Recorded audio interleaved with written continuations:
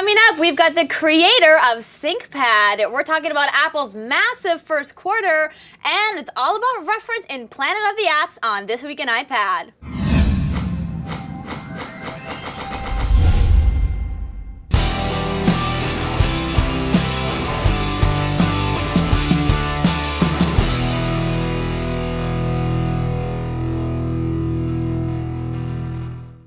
Hello everyone, and welcome to another fantastic episode of This Week in iPad. I am your host, Andrea Renee, and I'm here with Mr. Jacob Birch, as always. Howdy. You guys have been having a crazy week, haven't you? I was going to say, apologize if I'm more meandering than usual. I've been having the oddest sleep schedule. I'm pretty sure I've been in this office 40 of the last 48 hours, something silly like that. So. When is your big launch happening for Mahalo 4.0? Next Tuesday.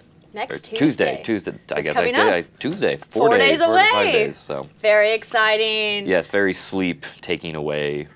So if I'm just like, if they fade to me, cut to me, and I'm just like on the desk sleeping, don't wake me up. Just, okay. It'll be funny. I'll just do the show without you. Yeah, don't need me. All right, well, if you guys want to tweet Jacob to wake him up, you can reach him at Jacob Birch. You can reach me at Andrea Renee, and you can reach our show at TWIIPad. You can also email us about apps, about cool stuff that's happening in the world of Apple, comments about the show at ipad@thisweekin.com. I want to talk to you, before we get into the show, I want to talk to you a little bit about this really cool company that thisweekin.com has been working with. It's called TakeTake.com. That's right, TakeTake, 2 words.com. It's a brand new company, you guys. It's a startup. It hasn't launched yet, but what you can do is you can go to their website and request an invite to be involved. Now, what this company is it's a really kind of unique and innovative idea. We all know about social networking. We all know about Yelp and about Foursquare and Facebook and all these things where you can like and check in. Well, TakeTake allows you to take products that you like and post reviews on them, whether they're positive or negative, and then check out what other people are saying about the things that they want. They have wants and haves. So, for example, if you have an iPad, which you probably do if you're watching our show, you can make your profile on TakeTake.com and say all the reasons why you love your iPad. And you can check out other people's thoughts on their iPad. And it's a good place to send people so they can look at user reviews. I mean, obviously there's a lot of review sites out on the internet, but sometimes it's hard to get a real opinion from somebody who works at like a tech blog, because they're looking at it from a completely different perspective than an average consumer is. And that's what I really love about TakeTake, and I'm really excited for their launch. So again, if you guys want to be involved in this new company, they have a really interesting demo video on their site. If you want to learn more about it, just head on over to TakeTake.com and just enter your email address, and they'll send you all the info. All right, so to start off our show today, we have developer and creator of SyncPad with us via Skype, Davide Di Cillo. Welcome to the show. How are you doing? Pretty good, thank you. How's it going? Very well. I saw you earlier this week with Jason on This Week in Startups. You did a fantastic job in the Shark Tank. I mean, he had a few criticisms for you, which I thought was interesting, but of course, you know, he draws a hard line when it comes to Shark Tank. Yeah, you know, working with the timer is always a different thing, you know? Oh, absolutely. So for all of our viewers out there that aren't familiar with your app, because it is a very new app, why don't you tell us a little bit about SyncPad? Well, SyncPad is a whiteboard application for the iPad that lets you collaborate people wherever they are over Wi-Fi or 3G, and just like they were in the same office. So it's very cool for different kind of application, from business to school to even just, you know, play tic-tac-toe if you want. I didn't even thought about playing tic-tac-toe. We're probably going to have to do that on the show today. Yeah, that was actually probably the most common test we were doing. It was a play tic-tac-toe between developers to check So how's your record? Are you a pretty good tic-tac-toe player? Do you have a lot of strategy? We had a lot of tie games. Oh, okay. So you also work for this company called 39 Inc., and you guys have a lot of other different kinds of apps that you have developed. What are some of these kinds of apps for our viewers? Yes, correct. Well, probably one of the early success we had, it's called SquarePeak. It was the first third-party client for Foursquare that support images. And this was like more than a year ago. So we were pretty advanced compared to their client at the time. But other things we did recently are application like contracts. that lets you create contracts and sign them and distribute them through PDF between people. We did big application that they never got released in the store, but they were used as a marketing tools by big companies such as Reynolds, the manufacturer of some tobacco. It's a big tobacco company, and some other big international brands. So we kind of distribute our work between clients and our own applications. Okay, very interesting. So in your interview with Jason, I heard you talk about SyncPad being used for educational purposes and that schools have been using a lot about this. Can you talk a little bit more about that? And while we're talking about that, let's go ahead and demo this app so our viewers can see what it's all about. Yeah, I see someone sleeping on your iPad. Oh, It's me. It's me. No, that's me. I was playing around while you're doing this interview. I put an image of me sleeping up there. Oh, really? Yeah. I have to reload. We have our room set. So if you guys can see my iPad here, basically this, like Davide said, this is a whiteboard app. So right now I don't have anything on because I just joined. So how do I get the image that you put on? Because we're all connected. We're all in our TWI iPad room. And actually, if our viewers are at home, they can actually see what we're doing right from their computer. That's correct, right? The way it works right now, it works like a phone call or like a chat. So if you join later, you only see what's happening from the moment you join on. That's why you don't see his picture. Oh, okay, that makes sense. I just put it up there for you, though. Oh, well, fantastic. I'm looking for it, waiting for it to come in. So this is a really interesting app because it really allows people to interact in a level that I don't think I've seen really before. I mean, obviously there's desktops sharing where you can share the screen of your desktop, but there's nothing really in like the touch interface that you can do with someone who's literally 10,000 miles away. Correct. There are applications that let you do something very similar, but they all require you to be on the very same network. And we thought that wasn't enough. What's the point of having a virtual whiteboard and using the same network where basically we are like maybe a room apart? I want to be able to use this stuff with, I don't know, my collaborators in Italy that they are basically, 9 hours of flight away from me and not be tied to a single network. So that's why we made SyncPad, and you can use it from wherever with very little delays. Absolutely. And I think it's really kind of interesting. So why don't you go ahead and send me something so we can do like a little in-studio demo of exactly how this app works. And just for everyone out there who's interested, you can find this in the App Store. It's $9.99. Are you guys planning on bringing that price down a little bit in the future, or is it going to stay kind of at that price point? What we are going to do in the future is probably move to a subscription model. Oh, okay.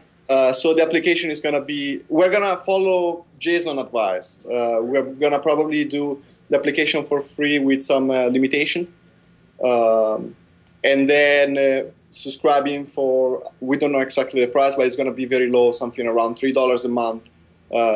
You are going to be able to use the full feature set of the application. And this is because ours, of course, is the cost over time. As far as you use the application, you're going to be a cost for us. And, well, $10. Of course, if you're using a cloud computing service, I mean, obviously that's how you are able to transmit the data is via cloud, correct? Correct. I mean, that's not free for you, I'm guessing. So I understand why you would pass that on to the consumer somehow.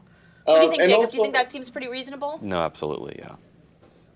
And he's the critical one too. So if he said it's reasonable. I am not as critical as I get credit for. It's mean. They're mean when they say that. They're critical of my. I'm critical of their criticism. I'm not saying you're mean, but it's good to have a critical eye because he gets on my case because he thinks I'm too nice about everything. You are. That's all I'm gonna say. Okay, I'm not gonna be nice today though in Planet of the Apps. So I'm still waiting for. Oh, I see you're drawing a little piggy. That's cute. Yep.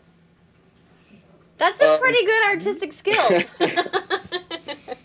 So now I can add. Let's see here. What could I add? I could add like a little heart up here. Yeah, you can. Yeah. That's it. See, so now you can see, now if you pull the image on my laptop up, there it is. It's added onto the whiteboard. And now, Jacob, you could add something on there too. I could. I am awful at touch interface. I've noted. I always like to blame the touch interface. Like, oh, I can't do that. But then you have people drawing pigs or like the brushes, self You portraits, can also and I'm use like, a pen. Oh, really? Are you Yes. guys planning on using a third-party developer to create accessories to go specifically with this app, or is it you can pick up any pen and write with it? This one I got it today from Amazon. So, So yeah. I have a very old mechanical pencil No, here. and It won't you work? need- I wouldn't use that on your iPad. No. No, not that. I was going to use the eraser. no, I need, No, it won't work? need something that generates a little bit of heat. Oh, okay. Never mind then. That test went awry. So I just want to ask a little bit about what you find interesting or difficult about the developing process. Obviously, there's been a lot of, rumors. Oh, I wouldn't say rumors, but kind of criticism about Apple's exclusivity in their developing program. Did you guys find that difficult, or did you find it really easy to work with the App Store? The easiest way, in my opinion, is to follow the rules. You're playing somebody else's house, so you basically just need to follow their rules, and you're good to go. We had a very little problem with with the approval process, so that was pretty easy. Also, working with we love working with the iOS because it's we know exactly what we're gonna work on. There is not many version of iPads or screen size or things like that, so it's very streamlined. And sometimes they could be maybe clearer when they have some problems with you from Apple. But at the end of the day, they make your life so much easier. You don't have to worry about credit card processing and all that kind of stuff. So I'm happy to pay the price. That's a very good answer. All right, so we're going to have to wrap up our interview with you, but I just had one more question before we let you go. Obviously, iPad 2 is going to be coming out in the next couple of months. Are you guys planning on doing some kind of update for SyncPad with the launch of iPad 2? Well, we are really working hard on keep updating. This is like the third release in the past 2 months. And I will look out for more release in the next couple of weeks. So we keep updating, no matter what Apple presents. So. Well, fantastic. Well, Davide, thank you so much for coming on the show today. If you guys want to learn more about SyncPad, you can download it in the App Store, or you can check it out at mysyncpad.com. Thank you again so much, and have a nice weekend, Davide. You too. Bye. All right, so now it's time to get into some iPad news. And of course, the big story on everyone's lips is this massive first quarter sales that Apple had. Revenue rose 71% to $26.7 billion. That's with a B. The best ever for the company, and well above Apple's own projection of about $23 billion. Now this is outrageous to me, this number. If you look at even the most fanboyish sort of predictors of Apple's success, most of them had iPad numbers specifically pegged at 7 or 8, where you had the most conservative people at I think there was ones that were 1.2 over the year, but most people were in the 3 or 4 camp. It's going to be a new device, people will play around with it, but won't take off. So the fact that it was over 10 million, well over 10 million, is shocking. I mean, I guess. I wonder at what point they'll stop beating projections. People just, give in and go, fine, you're going to do crazy good, and then they eventually, don't quite meet it, and they only meet expectations. But so it's not shocking, but it's a little surprising, to say the least. I think, and it'd be interesting to see if I can find out. I think one of our early episodes, I had guessed, I think 8, and I was blown away. So. Well, I say shocking from a really kind of consumer standpoint. No, absolutely. As someone who's yeah, I love my Mac products, you don't realize that, how much all of these products add up. I mean, that number is just so big to me. And to think that a company's revenue is that, you know what I mean? It's crazy, mind-boggling. To be all revenue projections by, I think, $2 billion, or $2 billion is just mind-numbing. It's incredible. Yeah. channel my inner Jobs. And the other thing that I think is amazing or just awesome is that this is the big news, and it's not Steve Jobs' medical leave. So, and expertly, and there's a really good article out there, and I'm really bad at this. Daring Fireball links to it.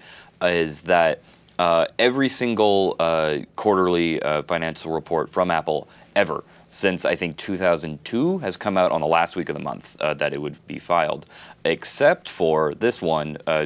Perfectly timed right after a holiday, but on a weekday, but a day that the markets aren't open, which is when they announced that Steve Jobs would be gone. And then they made sure to follow up with the quarterly report to get people's minds off of it. So, smart move by a smart company. Oh, definitely. I mean, I know that there was news out there that their stock fell the day that Steve Jobs announced that he was going to be going. But going. not much. It fell 2%. I mean, 3%, I think? And it'll rise back up. I mean, obviously, it already did, I believe, the after Macworld the Expo is happening next week, so I'm sure people are going to be excited about that are, Apple fanboys, such as yourself. Congratulations, Apple, you've done it again. And he's very excited. And I'm sure you guys are going to have a fantastic 2011.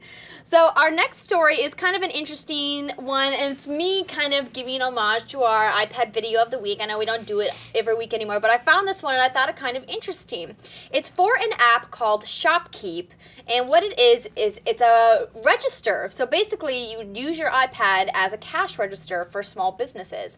And they say it's in the famous Joe coffee shop in Grand Central Station in New York City. And you can see it in the video here, then go ahead and roll that.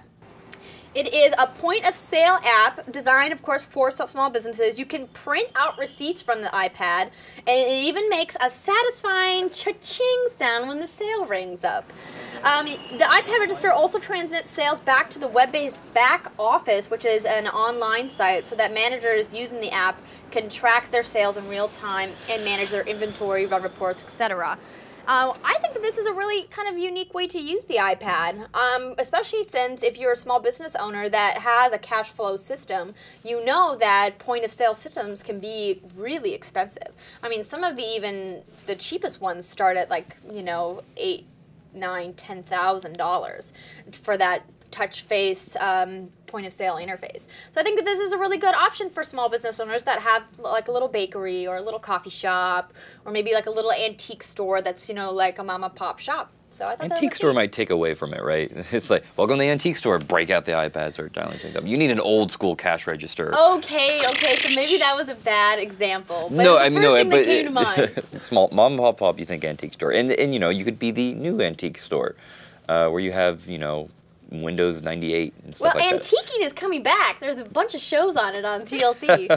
I mean, I'm not an antiques person. I don't go antiquing, if you will. But I know You're that excited. there's a resurgence in that movement.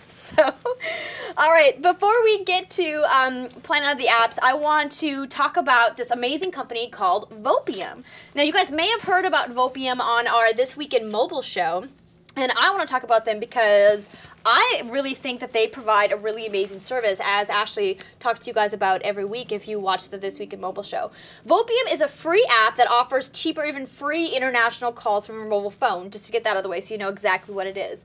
And what's really fantastic about this is it gives you the opportunity to touch base with people that perhaps live in other countries that you are neglecting because it's so expensive to call. For example, one of my best friends in the whole entire world, Diana Barbarek, she lives in Sydney, Australia, and let me tell you, it is super expensive to call Sydney.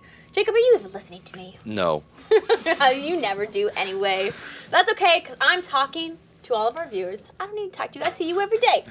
So Vopium operates at 1/10 of the cost of regular long-distance calls. And as we all know, long-distance is super expensive. And the really cool thing about Vopium is that you download it on your iPhone or on your BlackBerry or on your Android-based phone because it's available on all platforms and it's free. And what it does is it calls Vopium, which is a local number, and then Vopium makes the call to the international destination. So you only incur local charges on your phone. And if you're like me, you have an unlimited plan, I think like most people do on their cell phone. So you pay a fraction of what you would pay if you were paying AT&T or Vonage or any of these other services. And it's a really fantastic company. And you can, I think the best part about it is that you can get it on virtually any device. And if you have an iPad, you can even use it on a 3G iPad. Not that I know a lot of people that are making phone calls from their iPad, but if you have it's if you have the headset, it actually is not a bad experience. You could be browsing something and load up the app and do it there. So it's not that bad. And it's companies like these that I'm really excited about, because do you remember back in the day when if you were calling someone without the same area code, it was long distance and it cost a lot of money. And these are the companies that are doing such a great job at opening the international bridge, because it's just data, it's just light. It shouldn't cost that much more, and it's going to go away very soon. And I'm excited for that prospect. Absolutely. And the even better part about it is that they also do text messages, because I know sometimes you don't want to have a long conversation with someone. You just want to send them like a quick happy birthday message or thinking about you, hope you're doing well. And Vopium also does text messages. So you can go to their site, Vopium.com, if you want to learn more about it, or you can download it, like I said, in the Apple App Store, the Android Market, the OVI Store, and at BlackBerry App World. And they have an introductory offer. You get 15 free text messages and I believe 30 minutes of free calling for your first round, and then it's pay as you go at a fraction of what you would pay normally. So check them out, Vopium. So now it's Planet of the Apps. Maybe. You maniacs! Damn you! God damn you all to hell! Don't download it, Vaughn. You might not like how it... Fine, we don't have to do it. We don't have to do it. No. You know what? Fine. No Planet of the Apps today. Yeah, let's go. No, actually, it was funny because I was telling Jacob before the show that I picked 2 really bad apps. I'm so excited. And normally I pick one good and one bad. I picked great apps. This is going to be weird. But I was hoping one of them switch? was going to be good, and they both ended up bad, which is okay because last week we had all good Awesome apps. I do want to give a shout out to Robin Hood in the chat room. What's up, Robin? I know he watches a bunch of our shows here at thisweekend.com. If you guys want to join our chat room, if you're watching us live, or if you aren't watching us live but are planning to next week, ustream.tv/thisweekend. We love hearing from you guys and taking your questions. And yes, this is a Zugu case. Since you asked, it is a Zugu. All right, so my first app that I want to talk about is called Dreams Guide. And it's exactly what it sounds like. This is the launch page. Wait, table of contents. So as you can see, there's lots of bells and whistles. Woohoo! I was really, really disappointed. I love talking about dreams and kind of hearing what people say about dreams and things like that. And I was like hoping for a little more razzle dazzle. Like, I know it's a free app, but still, like literally it looks like a text edit document. So give me a dream that you had recently, something that was in a recent dream. I had woke up day of the final, didn't know I was in the class. So school, right? Yeah. That's what we could call that, maybe? School. Or a test. A test? Test, final, school. I think it would all be. So what you can do is they have a table of contents. As you saw, I picked subject T. So then you scroll down here. This is bad. Okay, so we got tenant, terror, text. What? No text. But text? There's Who's text? having dreams about text? To dream of hearing a minister reading his text denotes that quarrels will lead to separation with some friend. Check school. That's weird. Do they have going to school naked? Going to school naked. Let's look. Top of the one. Let's just make this week in dreams and just. This week in dreams. What else we can dream about? I have a recurring dream about sharks. It's kind of weird. I always feel like I'm being chased by a shark. In case anyone was interested. See, this is ridiculous. It shouldn't take me this long to find school. I guess I could go back out to the table of contents. Well, let's see how fast we can go here. Yes, I know, right? That's how bad this app sucks. It says 10,000 dreams interpreted. Interpreted. And I was monumentally disappointed. Don't waste your time downloading this app. It is a waste of hard drive space. Oh wait, school. To dream of attending school indicates distinction in literary work. If you think you are young and at school as in your youth, you will find that sorrows and reverses will make you sincerely long for the simple trust and pleasures of yore. That is so lame. I am literary. We want a really sweet transition about literary stuff because I got a dictionary app. It's exciting. Tell me all about it. So when I was ignoring you earlier, it's the Oxford. It's a new Oxford American Dictionary. It is what you think it is. It does a good job of presenting it. It's $15. I think it's worth $15. It's not worth $15 for everyone because you're not getting a whole lot of additional. So look, it's interpreted. Interpreted. Which botany? Oh, that's interrupted. No, I got it right. Music having anyway. So it's got all these words. It's 200,000. It's got not just words, but more some like pop Fairbanks, for instance. I looked up, so they have both the city in Alaska and good old Douglas is in there. So they have things that are cultural icons as opposed to just words. And as an English major at UCLA, the thing I missed the most was the subscription to the online OED. So this is a very small taste because the online Oxford English Dictionary gives you tons and tons and tons of information most people would ever not want to need, especially about etymology, which is sort of a hobby of mine. You don't get that here. You get etymology and some more common words. You get a lot of words. One weird thing is there's no way to bring the search thing up. You have to go all the way to the top here to bring it back up, which seems a little weird to me. You think they'd have like a little search icon up here. One cool thing that they do is have this social thing, which usually sucks. It's usually tweet this link, and who cares? But they allow you to look at what other people are tagging under the most common tags, like so funny. The most common A is the most funny thing. That's people just being lazy.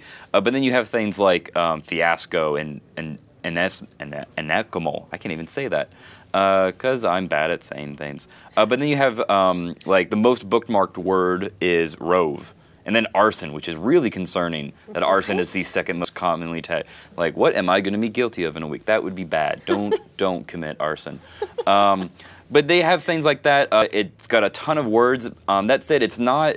If you just need a dictionary to like learn how to say, interpret, or spell something, just use dictionary.com, use online resources available there. But if you're someone who is more into sort of word discovery, like learning new words, it's a good app.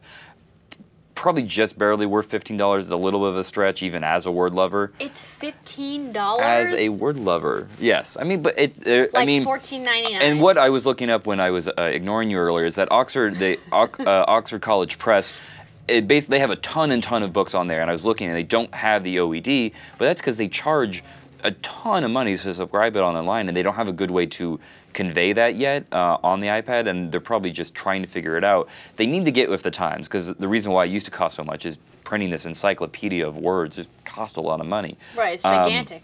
But now that they're, I believe, stopping the print editions, they've gave up. They're never going to make them again, and it's all going to be online. Well, they need sad. to.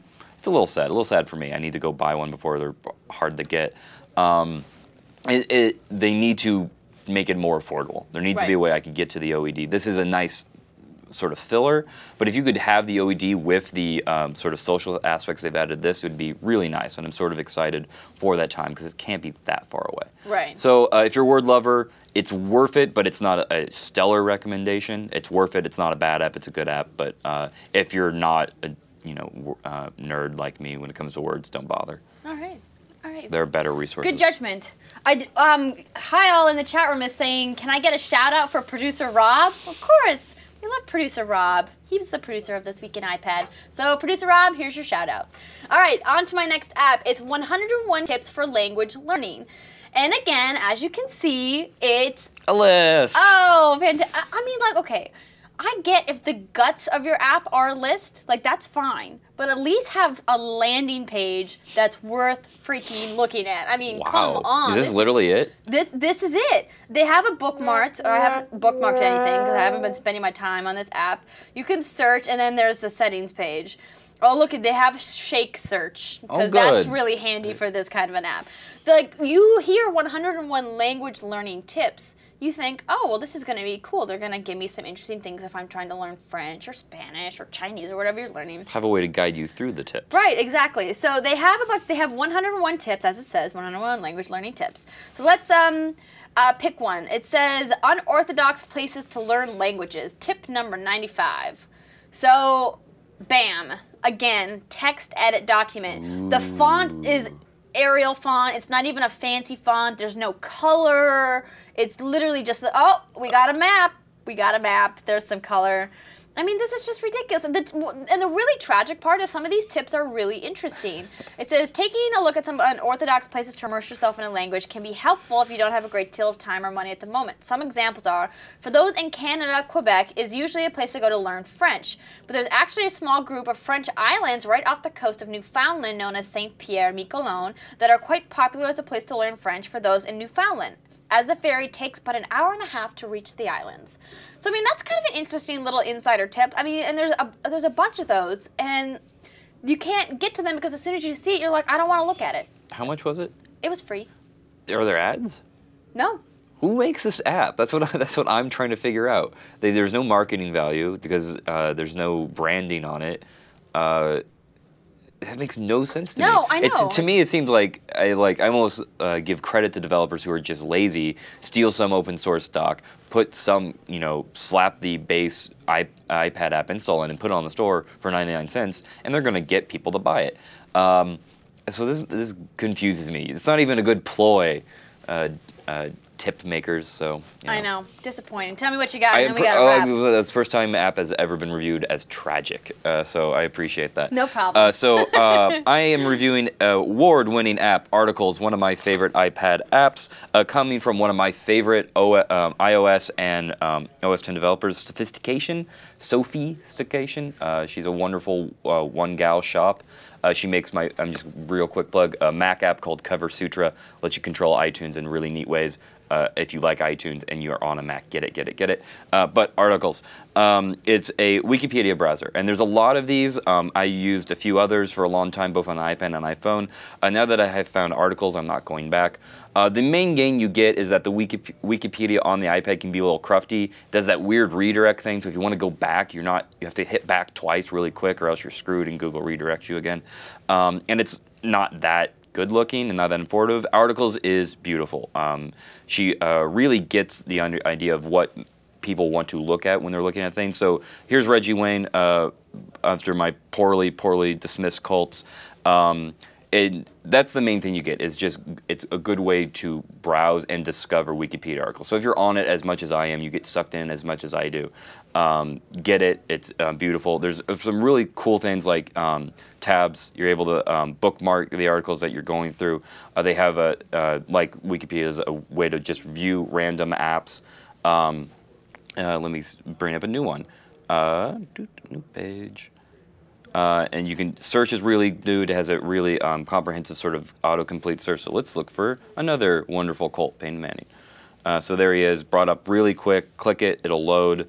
Peyton Manning page is huge too, so we'll get to see what a big page looks like.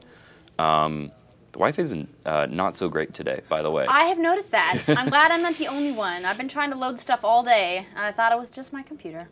So here it is. You can see it's really well presented. It's really easy to read, as opposed to like when you're browsing on the web, it's because you need to find something you're sort of sifting through. This is just a great way to just read for enjoyment.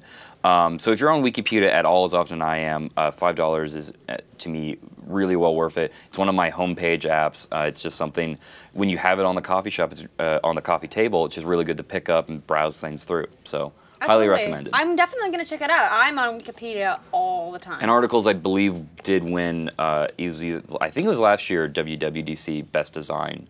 Really? One of the, it's not the best design, but it's one of the awards given away to really well-made apps. So. Well, fantastic. So I think we can both agree that Articles wins Planet of the Apps this week. Congrats. Because both of my apps don't waste your time. Don't waste your time. All right, that's it for the show today. Thank you guys so much for tuning in. Again, please follow us on Twitter at TWIIPad. You can email us at ipad@thisweekend.com. Jacob is going to go I'm going to go sleep. Now. Nap time. He's going to start his weekend early with a nap. You can follow me on Twitter at Andrea Renee. You can follow Sleepy Jacob at Jacob Birch. With a U. And we will be back next Friday at 4 p.m. Pacific, 7 p.m. Eastern. We hope you join us. Have a fantastic weekend, and we'll see you next week.